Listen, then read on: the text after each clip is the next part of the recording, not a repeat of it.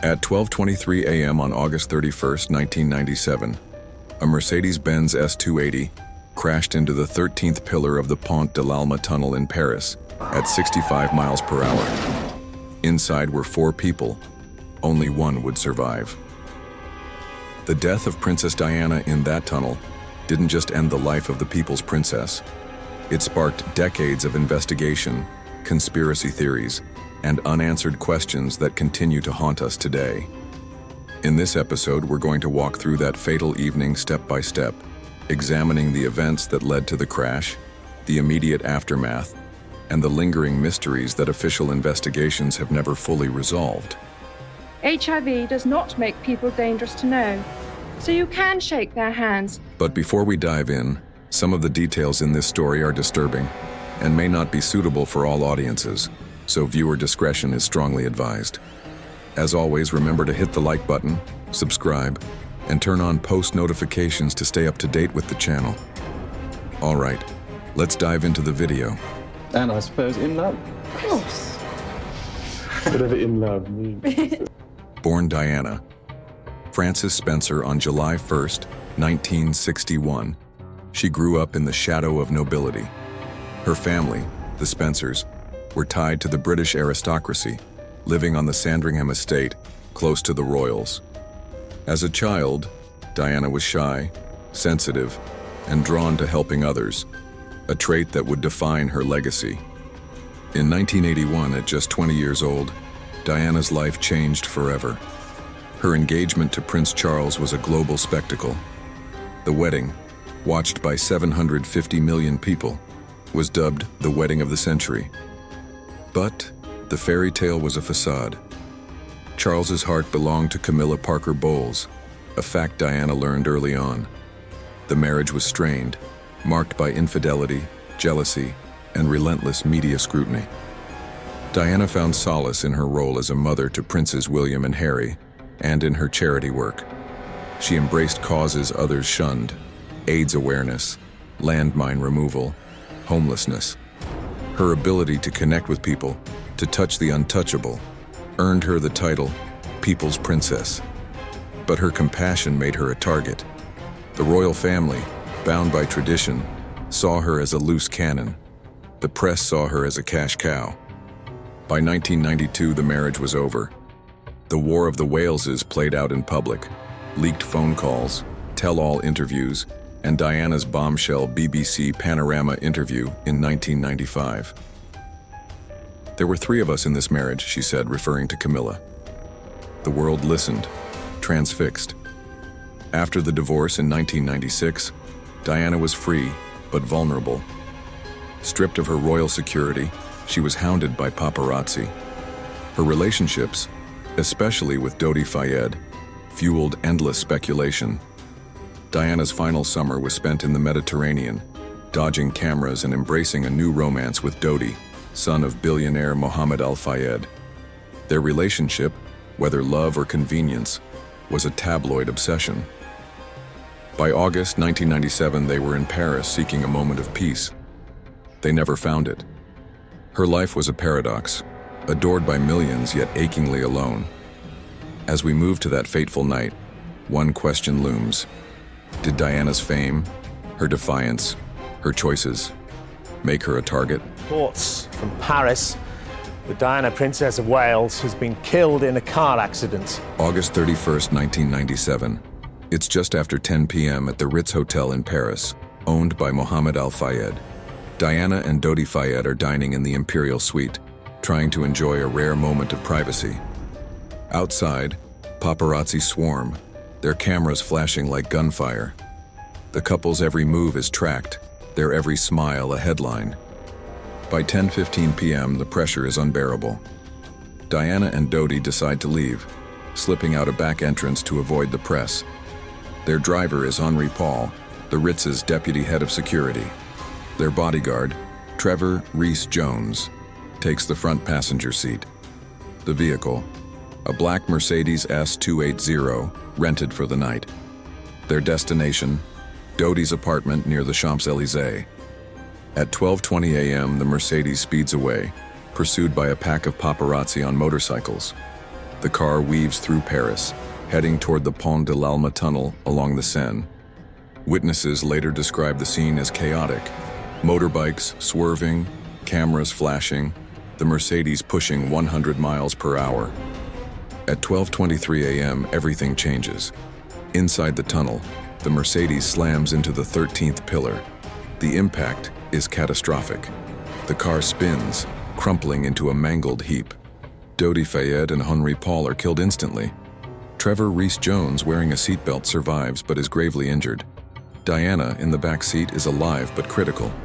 Emergency services arrive within minutes, but the response is agonizingly slow.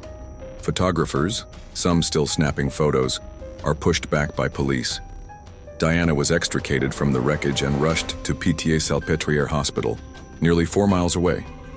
At 4 a.m., after desperate attempts to save her, doctors pronounce her dead. Her injuries, massive internal trauma, were too severe. The world woke to the news on August 31, 1997. Shockwaves ripple across continents. Candlelight vigils spring up from London to New York. Flowers pile outside Kensington Palace. But as grief consumes the public, questions emerge. Why was the car going so fast? Why did it take so long to get Diana to the hospital? And what about the witnesses who reported a blinding flash in the tunnel? The official narrative comes quickly. Henri Paul was drunk, driving recklessly to evade the paparazzi. The crash was a tragic accident, nothing more. But the details don't sit right. Henri Paul's blood alcohol level was reportedly 3 times the legal limit, yet CCTV footage shows him walking steadily before the drive. The tunnel's CCTV cameras, crucial for evidence, were mysteriously offline. And then there's the white Fiat Uno, seen speeding away from the scene, never identified. As the world mourns, the seeds of doubt take root. Was this really an accident? Or was it something else? Something planned? Something hidden? So Diana has been killed. Dodi Fayed also died, as did... Before we continue on, if you are enjoying the video so far, please remember to hit that like button and subscribe to the channel. And if you don't like it, let me know down in the comments. Your support truly means everything. All right, back to the video. That's just a few minutes ago that Diana, Princess of Wales, has died, according to British sources. In the days after the crash, the world demanded answers. The French authorities launched an immediate investigation, followed by the British Metropolitan Police's Operation Paget, a sprawling inquiry that spanned nearly a decade. Their goal? To piece together the truth of that night. But the deeper they dug, the more questions arose. The French investigation concluded in 1999. Henri Paul was intoxicated, with a blood alcohol level of 1.74 grams per liter, 3 times the French legal limit. Traces of antidepressants and anti-anxiety medication were also found in his system. The report pinned the crash on his reckless driving, exacerbated by paparazzi pursuit. 7 photographers were charged with manslaughter, but the charges were later dropped. The Mercedes, investigators said, was traveling at least 65 to 100 miles per hour in a 30-mile-per-hour zone. Operation Paget, launched in 2004, aimed to address public skepticism. Led by Lord Stevens, it examined 104 conspiracy claims, from royal plots to mechanical sabotage. The 832-page report, released in 2006, upheld the French findings. Henri Paul's impairment and excessive speed caused the crash. The paparazzi's role was significant but not criminal. The Mercedes had no mechanical defects. Diana was not pregnant, nor was she engaged to Dodi. The report was definitive. An accident, plain and simple. But the public wasn't convinced. Why? Because the official story had holes. For one, Henri Paul's behavior on CCTV footage didn't match that of a heavily intoxicated man. He tied his shoelaces, walked steadily, and spoke clearly, just minutes before driving. Some toxicologists questioned the blood samples, suggesting possible contamination or tampering. Then there's the issue of timing. Diana was alive for nearly 2 hours after the crash, yet it took 1 hour and 43 minutes to get her to a hospital. Why the delay? French emergency protocols prioritized on-site treatment, but was that enough to explain it? The tunnel itself raised red flags. The Pont de l'Alma had 14 CCTV cameras, yet none captured the crash. Some were reportedly offline, others misaligned. The white Fiat Uno, linked to the crash via paint marks on the Mercedes, was never found. Its driver, rumored to be a photographer named James Anderson, was later found dead in a burned-out car in 2000. A suicide, authorities claimed. Coincidence? Or something more? Operation Paget dismissed most conspiracy theories, but it couldn't silence the doubts. Witnesses reported a bright flash in the tunnel, possibly a strobe or laser meant to disorient Paul. Others claimed a second vehicle may have forced the Mercedes off course. The more you examine the evidence, the less certain the accident label feels. Minutes later, by a doctor, again an unnamed doctor, confirming that Princess Diana was dead. When a figure as beloved as Diana dies so suddenly, the human mind rebels. An accident feels too random, too cruel.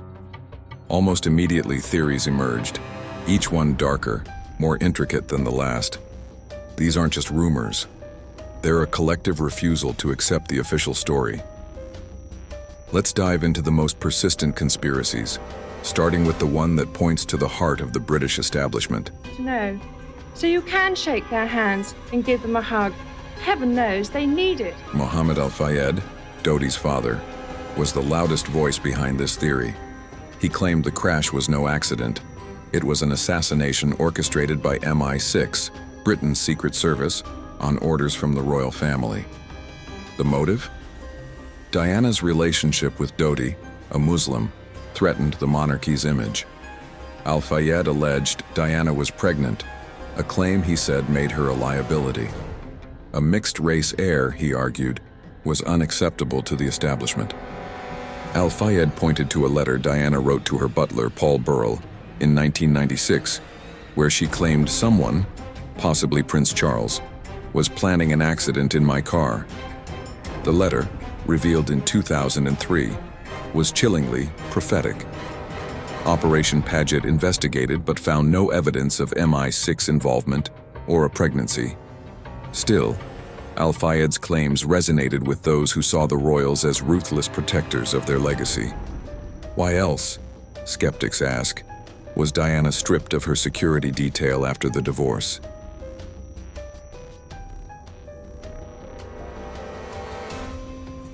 Another theory shifts the blame to Dodi's family. Mohammed Al-Fayed's business dealings were controversial, with enemies in high places. Some speculated the crash was meant to target Dodi, with Diana as collateral damage. Rival tycoons, political figures, or even Middle Eastern factions could have had motives. But this theory struggles under scrutiny. Why target Dodi in such a high-profile way, risking global attention?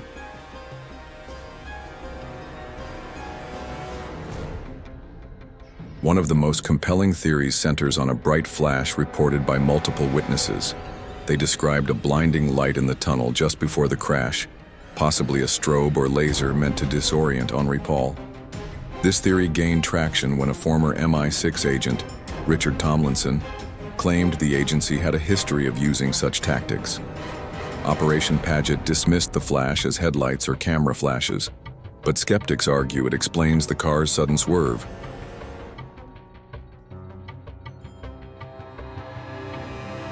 Paint marks on the Mercedes matched a white Fiat Uno, seen speeding away from the tunnel. The car was never found, but suspicion fell on James Anderson, a paparazzo with ties to intelligence agencies. His death in 2000, found in a burned-out car, fueled speculation of a cover-up. Was the Fiat used to force the Mercedes off course? And if so, who was behind it?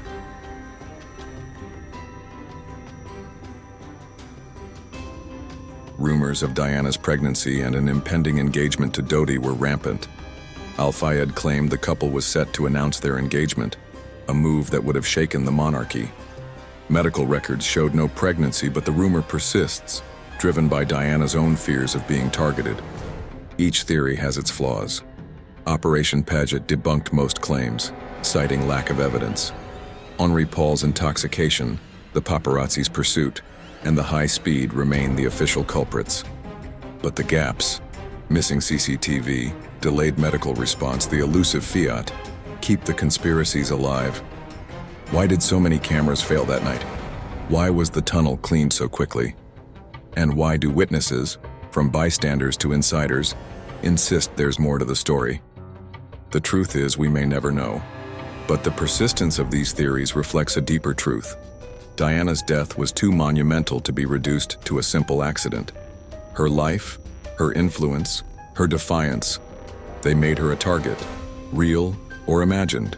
Another report saying that Paris Princess Diana dead, according to an unnamed French minister. Nearly 3 decades later, the questions persist. Why were the tunnel's CCTV cameras offline? Why did it take so long to get Diana to a hospital? What happened to the white Fiat Uno? And what about that flash, described by witnesses, dismissed by investigators? These aren't just loose ends. They're cracks in the official narrative, wide enough for doubt to creep in. The missing CCTV is particularly troubling. Paris was blanketed with cameras in 1997, yet none captured the crash. Some were offline. Others pointed the wrong way. The tunnel was cleaned within hours, erasing potential evidence. The Fiat Uno, linked to the crash via paint and witness accounts, vanished. Its driver, possibly James Anderson, died in a way that screams suspicion. Then there's the medical response. French protocols prioritized stabilizing Diana at the scene, but nearly 2 hours to reach a hospital. Some argue it was incompetence. Others whisper it was deliberate. Diana's own fears, documented in her letters, add fuel. She believed she was being watched, targeted, even eliminated. These gaps keep the conspiracies alive. They reflect a broader truth. Diana was too big, too disruptive, to die without suspicion. Her death exposed the fragility of trust, in institutions, in media, in truth itself.